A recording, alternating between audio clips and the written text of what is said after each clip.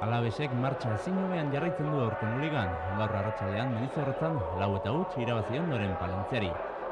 Ikusle dezente hurbildu da gaur futbolozelaira. Partidua hasi aurretik, minutu bateko isilunea gorde da, joan den egunetan, Marrasain Valentziar bat hil egin baita. Gasteiz aldera, hurbildu da bai Palentzia taldearen jarraitzailerik. Eta txuri-urdinen jarraitzaileak pozik bere taldea lider baitzegoen. 9. minutuan, Alabezen aurreneko gola heldu da. Kodinak erbiratu eta Joseba Agirrek bakar-bakarrik area txikian buru baloia sareetara bidali du.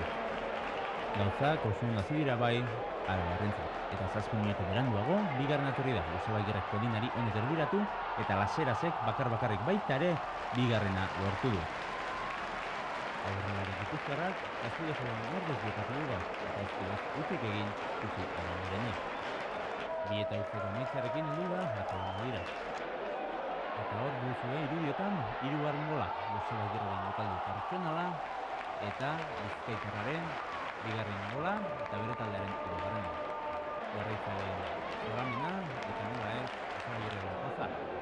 Eta hemen duzue, 47. minutuan, heldu den 4. gola. Zarranaren jokaldi bikaina, erbiratu eta buruz Laserazek 4. lortu du. Bikain ibili da gorkoan aurrelari gipuzkoarra.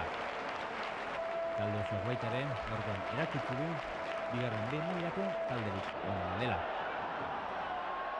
Eta iruditan duzue Palentziarrek egin duten erasoetariko bat. Minerek jaurti, baina baloia titulen eskuetara.